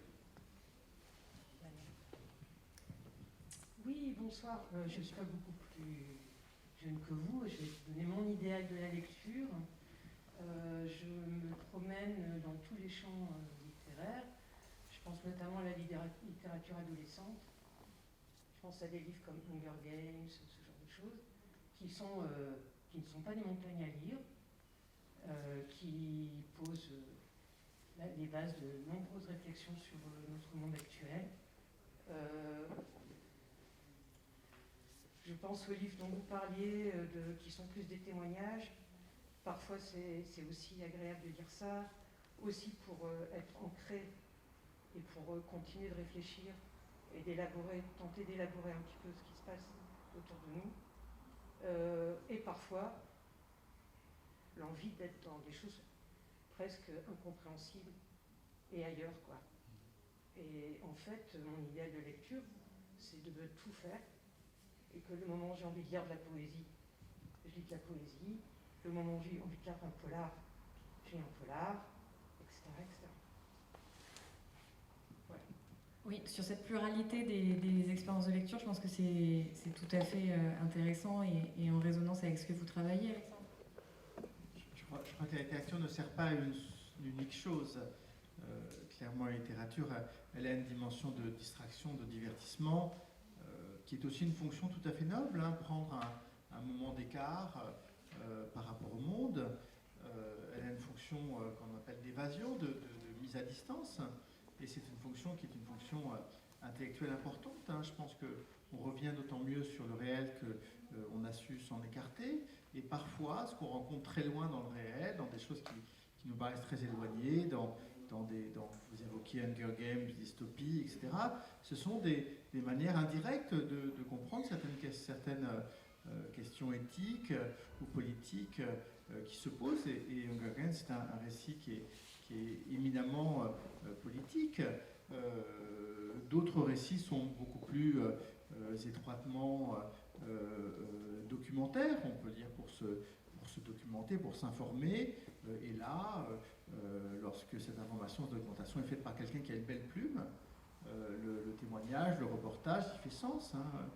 Lorsque c'est Florence Omnas qui vous raconte un crime, effectivement, c'est drôlement intéressant. Et effectivement, la littérature a aussi cette fonction de délectation pure, où on est suspendu à la manifestation d'une manière de jouer avec le langage. Le rapport à la poésie est souvent lié de ce moment d'admiration où ce langage qui est si communément utilisé pour des choses banales devient transformé, devient déplacé et continue à fonctionner autrement dans l'expression poétique, dans l'expression métaphorique, où ce qui est en permanence le lieu d'une circulation un petit peu ordinaire, de paroles utilitaires, tout d'un coup, il y a des détours, il y a des surprises, il y a une érotisation, il y a un rapport peut-être avec un mystère plus profond. En tout cas, il y a des choses qui se jouent dans la manière dont les poètes vont retravailler le langage ordinaire. Et je pense que ces formes de lecture, ces manières dont la lecture transforme notre rapport au monde et au langage, elles sont coprésentes. Nous sommes dans une médiathèque où vous trouverez beaucoup de types de lecture. Il n'y a aucune raison d'en proscrire une par rapport à l'autre. Sur cette pluralité des attentes, finalement. Oui, je suis tout à fait d'accord avec ce qui vient d'être dit, autant par vous, madame, que par Alexandre. Oui. Et non, je n'exclus aucune forme de lecture. Ça m'arrive d'être un lecteur de livres pour enfants, ne serait-ce qu'en tant que grand-père, puisque je dois ensuite lire des histoires en question. Et, je suis aussi un lecteur de journaux, et je lis la presse sportive, par exemple. Je suis un lecteur assidu de Midi Olympique. Évidemment, à Lille, je ne sais pas si c'est un grand retentissement. Midi Olympique est un journal très en vogue au sud de la Loire. Je crois qu'on a une question au fond. Bonsoir. En fait, je voudrais savoir comment vous expliquez l'historicité ou bien la manière d'être au temps des écrivains engagés contemporains. Parce que quand on parle de littérature engagée sartrienne, Sartre, il avait une vision de l'histoire assez différente de la vision qu'on a aujourd'hui. C'est-à-dire que lui, si je ne me trompe pas, il voyait l'histoire, une histoire qui va vers le progrès. Il y avait cette notion de progrès. Alors comment, aujourd'hui, par rapport à l'historicité des écrivains, on peut revoir cette notion d'engagement? Alexandre. C'était une époque où l'histoire avait une progression. Sartre croyait à la dialectique historique et clairement l'histoire devait se dérouler vers une fin meilleure. Le régime contemporain, c'est celui que François Hartog a décrit comme le présentisme. On n'a plus trop d'idées d'une mécanique générale de l'histoire, même si maintenant ce présentisme, cette place, et je crois que ça sera, sans dévoiler trop de secrets, le thème d'un prochain numéro d'Esprit, a une hantise collapsologique, une hantise de l'écroulement. Donc le rapport de l'écrivain au temps est sans doute différent. Moi, je vois beaucoup d'écrivains qui essaient de se réapproprier le passé par des récits historiens ou historiques, et je crois que c'est quelque chose qui est vraiment très, très observé. Depuis 20 ans, vous avez d'innombrables récits historiques, de ceux de Modiano à ceux de Philippe Artière, qui est invité ici aujourd'hui, je crois, à Cité Philo, aussi des réflexions sur le futur, à travers, j'évoquais les dystopies ou les utopies, Leonardiano, Afrotopia, vous avez aussi des utopies. Donc, clairement, les écrivains participent d'une volonté d'échapper à ce présentisme qui serait réduire notre rapport au monde à un perpétuel présent sans arrière-monde, sans arrière-plan, sans cause et sans horizon. Et l'écrivain vous aide, je trouve, à trouver une profondeur au temps vécu, en insérant dans des antériorités et dans des futurs possibles. Je vous pose également, la question peut vous intéresser puisque vous avez beaucoup travaillé sur Hegel, la philosophie de l'histoire, vous savez un peu ce que c'est. Voilà, ce rapport de l'écrivain contemporain, peut-être du poète contemporain, à la question de l'histoire, à la question du temps. Je crois que le paradigme, pour employer un grand mot, a totalement changé en quelques décennies. Enfin, il me semble qu'il y a 40 ans, au temps de Sartre, l'horizon était celui du progrès, c'est-à-dire qu'il y avait le sentiment mondialement partagé, me semble-t-il, que le monde allait dans le sens du progrès, de l'amélioration générale de la condition humaine, de la libération des peuples. Le marxisme était l'horizon indépassable de notre temps, selon la formule fameuse de Marx. Bon, j'ai bien connu ça. Au fond, on pourrait dire, pour simplifier et employer les termes politiques, que le monde penchait globalement à gauche. Depuis quelques décennies, on ne peut que constater, pour X raisons qui seraient évidemment très, très long de développer, qu'il penche à droite. C'est, me semble-t-il, incontestable. C'est-à-dire qu'il n'y a plus de progrès à l'horizon. Ce qui pointe à l'horizon, c'est peut-être plutôt la menace de la catastrophe écologique. Et nous voyons, hélas, que la conséquence, de bien des points de vue, c'est toute sorte de forme de repli identitaire. Et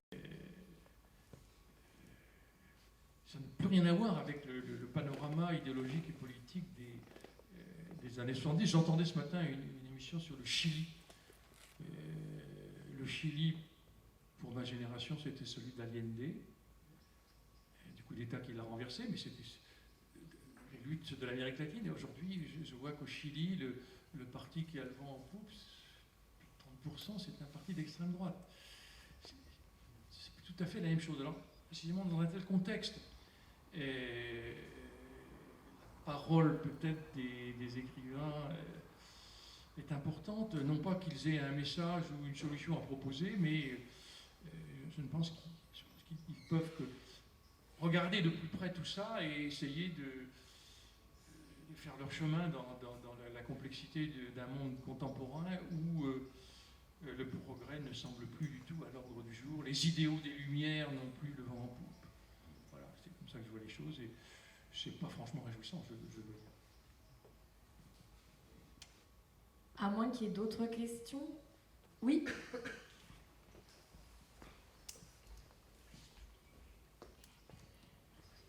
Bonsoir.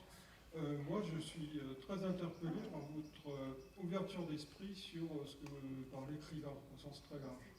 Parce que bien souvent, c'est pas toujours bien vu quand vous dites je suis écrivain. Bon, dans les milieux précaires, par exemple, c'est pas toujours reconnu à sa juste valeur.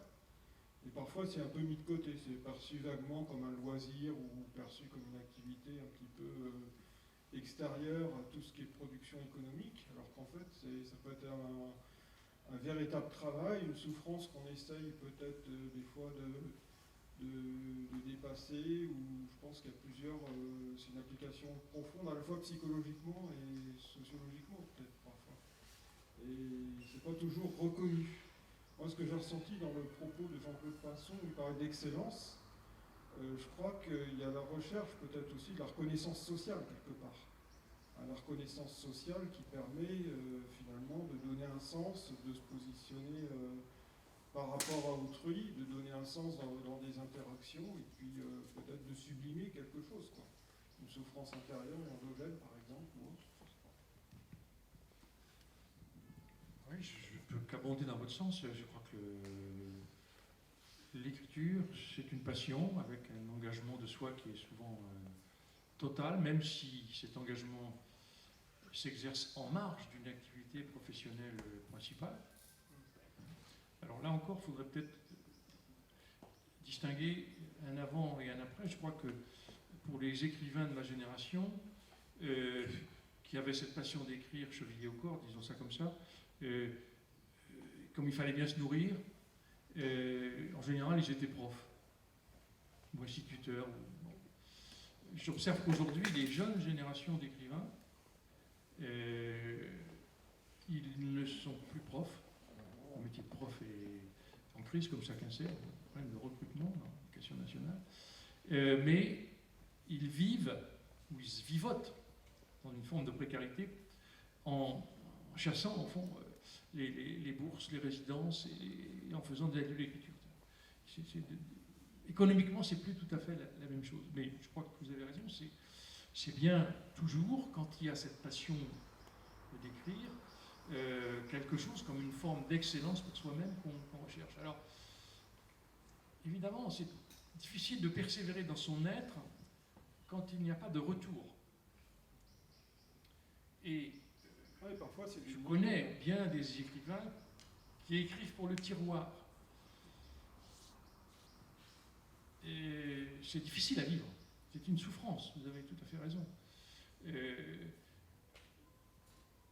Le désir de reconnaissance, il est inhérent à la racine de vivre en chacun et il attend un retour.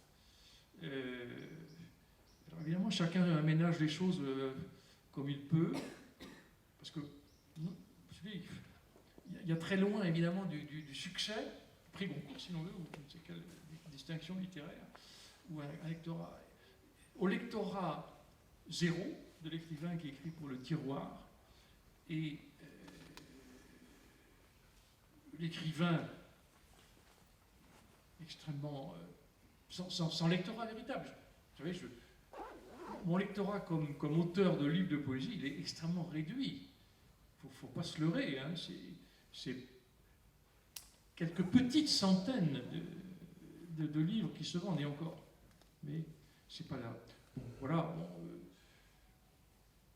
ça ne m'inquiète pas plus que ça. Enfin, c'est toujours embêtant parce que l'éditeur, évidemment, au bout d'un moment, il regarde en bas combien ça coûte, etc. Et il n'est pas sûr de reprendre votre livre suivant. Parce que vous avez vu les ventes là, bon, voilà. Alors, il faut des éditeurs qui aient confiance en vous. C'est pas facile, forcément. Il n'y en a pas beaucoup. C'est aussi un apostolat que le métier de l'édition, de la petite édition, du moins. Et voilà. Et après, bon, chacun s'arrange avec son désir de reconnaissance.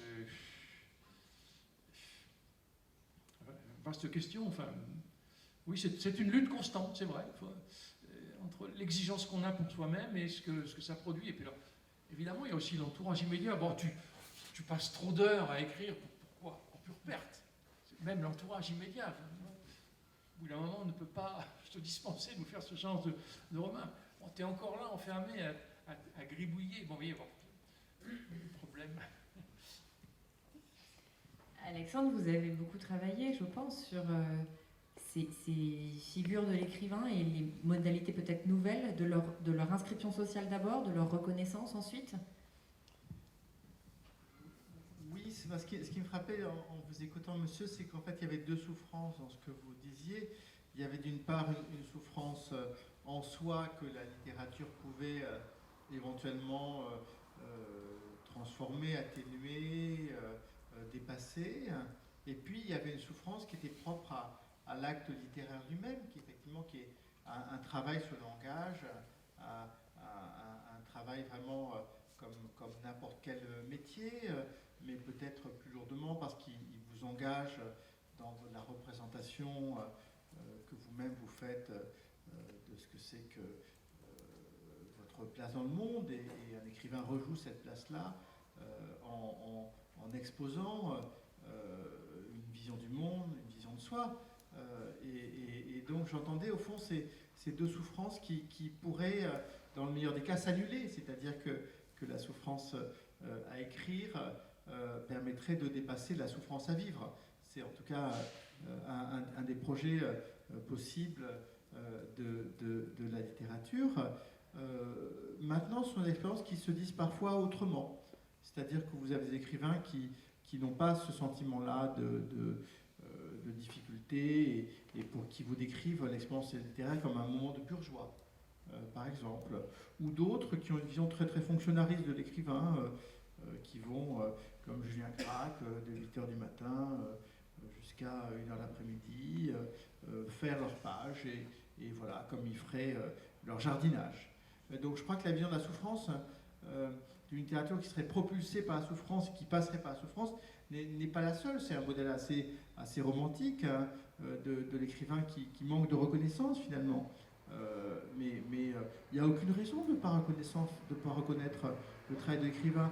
Depuis que les civilisations, depuis que les sociétés même existent, elles consacrent un temps non négligeable à faire de l'art, à chanter, à danser, à se raconter des histoires. C'est aussi important qu'aller chasser ou aller enlever les poux des enfants. Hein. C'est une fonction fondamentale, parce que sinon, on ne voit pas pourquoi les sociétés dépenseraient autant de temps à des activités artistiques. Donc à partir du moment où c'est une fonction fondamentale, c'est une fonction d'autant plus fondamentale que économiquement, je vous rappelle que le secteur de la culture, c'est beaucoup plus lourd que l'automobile. Hein. C'est pas une plaisanterie. L'industrie du livre, c'est pas une plaisanterie. On a des champions mondiaux qui comptent plus que nos marques de voitures. Hein. Donc il ne faudra absolument pas sous-estimer la place, l'importance de la littérature. Il n'y a aucune raison d'écrire caché ou d'avoir le sentiment que c'est vain. Bien sûr, on n'a pas forcément beaucoup de lecteurs, mais il n'y a pas que le modèle du succès médiatique, le modèle de la relation privilégiée avec certains lecteurs est aussi important, ou la relation privilégiée reconstituée avec soi-même ou avec les proches. On peut écrire pour soi ou pour juste un ou deux destinataires. Souvent on écrit quand on est amoureux et on a juste une seule personne comme destinataire, par exemple. Donc il n'y a pas que le modèle glorieux de l'écrivain qui serait une sorte de grand sportif médiatique qui compte. Et je crois qu'il n'y a aucune raison de ne pas avoir un rapport apaisé, il n'y a aucune raison de ne pas être content, fier de ce qu'on fait, et on n'est pas obligé de souffrir. Hein, au fond, on n'est pas obligé de souffrir, même si c'est difficile, parce qu'effectivement, c'est un effort d'aller chercher les mots, d'aller chercher le bon, de trouver quelle combinaison va le mettre le mieux en valeur, de trouver qu'est-ce qui vraiment va dire le mieux votre expérience, de comment vous demander comment vous allez raconter ça, trouver ça de manière un petit peu originale, qui attire l'attention, d'attirer l'attention d'autrui. Donc c'est vraiment un effort cérébral, cognitif, comme on dit maintenant, mais pourtant cet effort, il peut être aussi celui du plaisir de jouer avec les mots, et pour un certain nombre d'écrivains, c'est aussi une jubilation, et il n'y a pas de raison de ne pas considérer avec bienveillance dans une famille celui qui se retire quelques heures par jour pour écrire. Ce n'est pas inutile, ce n'est pas inutile. Justement, j'aime bien quand vous dites écrivain, moi ce que j'aime bien quand vous dites justement, vous parlez du mot écrivain, c'est que déjà vous reconnaissez. Vous voyez, on reconnaît la place de la personne dans son caractère d'implication quelque part. Parce qu'il y en a qui ne vont pas dire écrivain, ils vont dire ça ne sert à rien. C'est-à-dire ça peut être perçu un peu dans le néant, ou ça peut être perçu... Ouais, mais en fait, moi je pense qu'on peut tout à fait discuter. Hein. D'abord, il n'y a aucune raison de ne pas... si on a envie de s'intituler écrivain, il n'y a aucune raison de se priver du mot. Il n'y a aucune raison... Alors ensuite, effectivement, des gens qui sont vraiment écrivains en sens professionnel, qui vivent entièrement de leur plume en France, il y en a 2000. Donc vous savez, on ne va pas aller loin. Hein. Donc il n'y a aucune raison de ne pas considérer comme des... Et d'immenses écrivains ont eu d'autres métiers. On citait Julien Gracq, il n'y a aucune raison de ne pas considérer comme écrivain des gens qui font autre chose en même temps. Et puis, c'est inutile, mais est-ce que ce que les personnes qui vous disent ça font consiste à savoir, je sais pas, aller regarder une série télé ou boire des coups au bistrot, est-ce que c'est plus utile? Enfin, il y a plein de choses dans la vie humaine dont l'utilité est indirecte. Hein. On fait plein de choses qui sont inutiles. C'est quoi l'utilité immédiate de faire des enfants? Enfin, à un moment, la question de l'utilité, elle est quand même délicate à poser. Des choses qui sont vraiment fondamentales et utiles dans notre existence, je ne suis pas sûr que ça soit l'essentiel de notre vie. On a plein d'utilités indirectes, d'utilités à long terme, d'utilité pour autrui. Enfin, donc c'est pour ça que la question d'utilité, il faut la mettre en question. Là-dessus, sur l'utilité sociale, vous aviez à répondre, Jean-Claude Poinçon? Non, je n'ai rien à ajouter. qu'il y a d'autres questions peut-être? Oui, madame? Pas de micro. Si, regardez, il arrive derrière vous. Bonsoir. Peut-on vraiment transposer d'une langue à l'autre la poésie et la prose d'un auteur? Autrement dit, pour prendre un exemple... Parlez dans le micro. Dans le micro, madame. Allez. Vous Voilà. avez entendu quand même ou bien? Moi, j'ai entendu, mais certains non. Comment transposer d'une langue à l'autre la poésie ou même la prose d'un auteur? Autrement dit, comment peut-on faire passer dans une langue étrangère la musique de Mallarmé ou vice-versa la prose de James Joyce?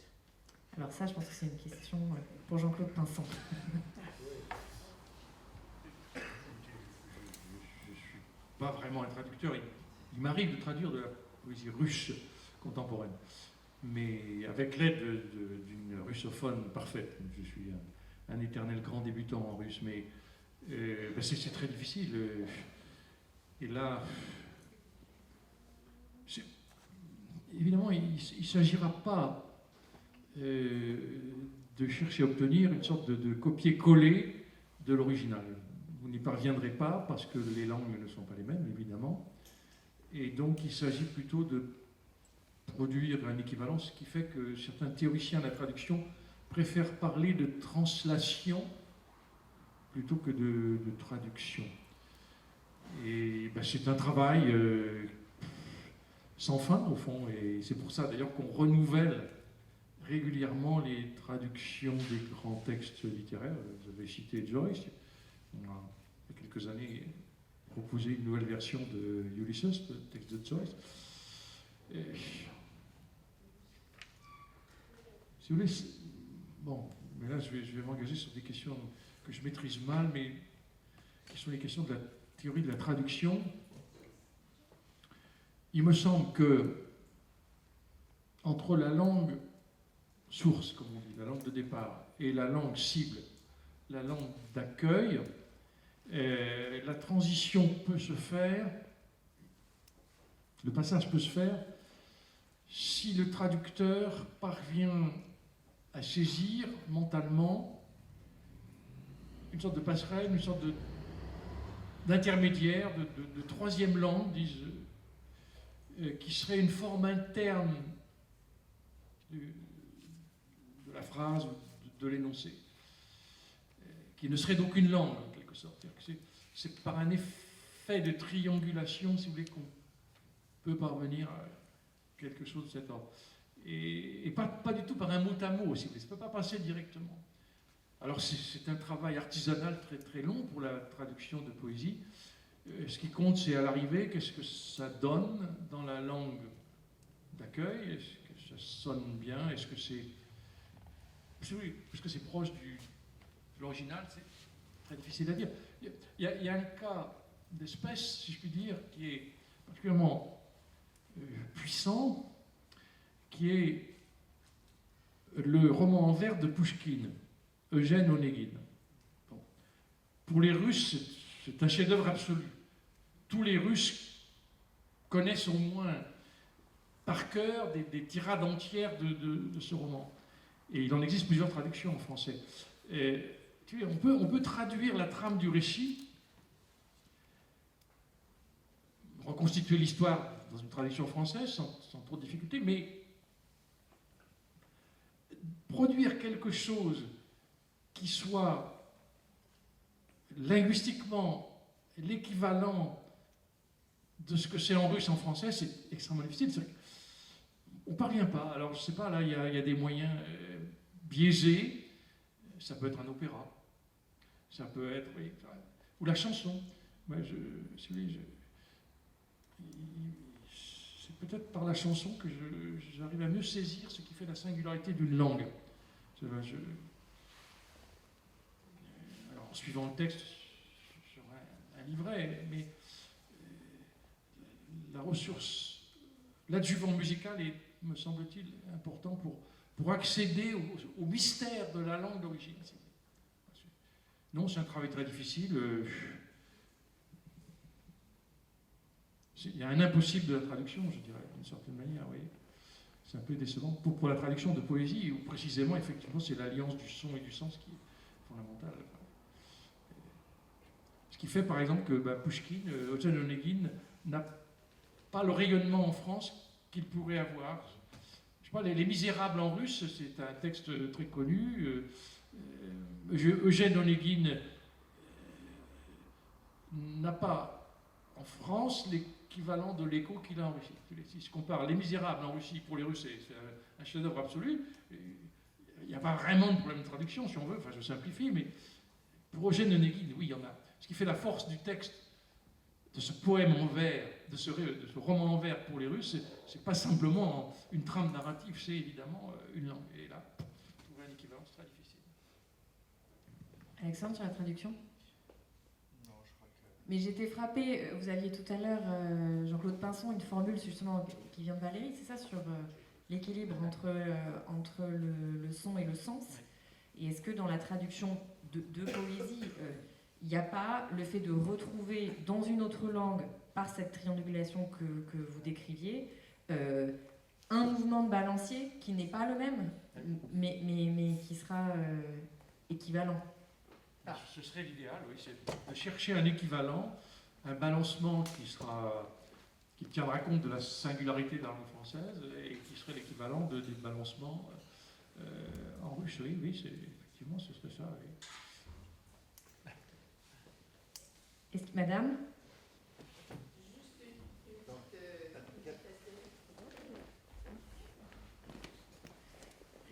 Je tiens ce que vous dites pour preuve qu'aucun opéra n'est chanté en traduction. Lorsque un texte est mis avec de la musique, si on parle de la poésie, etc., aucun opéra, Carmen se joue en français dans le monde entier. Voilà. Et je pense que si on rapproche le texte de ce qu'on entend, de ce qu'on imagine, de la façon dont on le chante, dont on l'intériorise, traduire de la poésie, c'est véritablement un exercice de style qui doit être d'une complexité énorme, parce qu'il y a la sensibilité qui joue, et ça doit être difficile. Je pense. Juste un autre, et après c'est fini. J'ai assisté à une autre conférence d'Adrien Bosque qui parlait de littérature et réalité, littérature et journalisme, comment on passe du fait réel au fait raconté, de plus en plus imaginé, comment on passe d'une fiction réelle à une imagination fictive. C'était assez intéressant, et je voulais savoir ce que vous en pensiez, parce que si on prend des exemples récents de Régis Geoffrey jusqu'à, vous parliez de Florence Aubenas, Bosque est aussi un exemple, tous ces auteurs qui partent véritablement d'une réalité, et sans que ce soit un reportage, mais qui rajoutent, qui interprètent aussi des choses. Je voulais savoir ce que vous en pensez. Alors, Alexandre Geffen publie un livre, Territoire de la non-fiction. Peut-être que sur le rapport avec le journalisme, c'est intéressant. Le journalisme est devenu une forme de littérature, comme dit Emmanuel Carrère, et clairement beaucoup de littérature contemporaine verse dans l'hyperréalisme. Elle s'appelle roman, ou elle s'appelle roman seulement pour se protéger des troubles juridiques, ou elles se contentent de s'appeler récit, et elles essayent de saisir au plus près l'expérience individuelle, ou le document sociologique, le document historique, le document ethnologique. Et clairement, une littérature se veut sans fiction, et adopte le modèle de l'enquête scientifique ou de l'enquête journalistique comme étant le sien. Alors, c'est nouveau et c'est pas nouveau. C'est nouveau parce que dans un monde où on est infusé de réel, la tentation est au fond de travailler directement avec la patte du réel. Et ça, effectivement, ces formes documentaires qui sont nées aux États-Unis dans les années 30 deviennent maintenant une des grandes formes françaises. En même temps, la littérature littérature sur la longue durée, depuis au moins le XVIIe siècle, et en fait avant aussi, a toujours beaucoup aimé les faits divers. La littérature s'inspirait de faits historiques, de faits frappants dans le monde social, et il n'est pas totalement nouveau que la littérature adore partir d'une petite histoire, d'une petite histoire de cour au XVIIe siècle, ou d'une histoire de mœurs aujourd'hui, ou d'un procès aujourd'hui, et l'intérêt de la littérature pour les procès, pour les scandales, n'est pas une chose totalement nouvelle, vous pouvez me croire sur parole. Et peut-être juste sur la traduction, parce que vous avez posé la question sur la traduction de poésie, c'est étonnant néanmoins de souligner que beaucoup de poètes sont des traducteurs de poésie. Enfin, Jean-Claude Pinson citait Philippe Jacotet, qui est au moins autant traducteur qu'il est poète, et peut-être qu'il y a dans cette concrétion du rapport entre sens, son et rythme quelque chose qui est tellement fondamental à la poésie que le retrouver dans une autre langue n'est pas complètement étranger au métier de poète. Mais voilà, c'est une très grosse question que je laisse ouverte pour ce soir. Est-ce qu'il y a d'autres questions ? Alors, si je frustre personne, je vous propose de conclure, mais je vais juste vous demander à chacun, pour finir, de nous citer un texte récent, un livre contemporain qui vous a plu, marqué, que vous recommanderiez ce soir. Il y a beaucoup de jolies choses dans cette rentrée littéraire.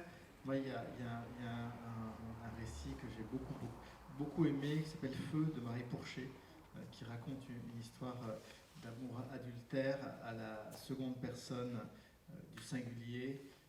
C'est éblouissant, et en même temps c'est un portrait aussi de certains vides de nos existences, et de la conséquence de ce vide existentiel sur notre rapport à l'amour. C'est aussi un portrait de plusieurs générations qui se croisent, et je vous recommande cette lecture. Et le thème de l'adultère étant là aussi un des très vieux motifs de la littérature depuis Tristan et Isolde. Jean-Claude Pinson. Brûle pour point, comme ça, ce qui me vient à l'esprit, c'est le dernier volume, c'est paru il y a quelques mois, c'est pas la rentrée littéraire, du carnet de Pierre Bergogneau. C'est d'énormes volumes de, je sais pas, 800 pages à chaque fois. C'est un journal, jour le jour, donc c'est la vie la plus banale, la plus ordinaire. Et alors pour le coup, c'est pas une lecture d'alpiniste, ça se lit au fil de l'eau, mais on est complètement captif de ce que raconte Bergogneau, qui est d'une banalité totale. Par exemple, il y a une sorte de refrain qui revient régulièrement. Je lance une machine, oui, des choses de cet ordre. Enfin, je caricature un peu, mais à peine. Hein. Et pourtant, c'est fascinant. Et évidemment, c'est fascinant parce que chez Bergogneau, il y a une phrase, il y a une langue, il y a un regard sur le monde qui fait la force de ce qu'il raconte, qui est d'une banalité totale. Parce qu'il ne parle pas de la vie littéraire, pour le coup. Il parle de sa vie ordinaire, la plus quotidienne, la plus banale. Comment il voit supermarché, etc.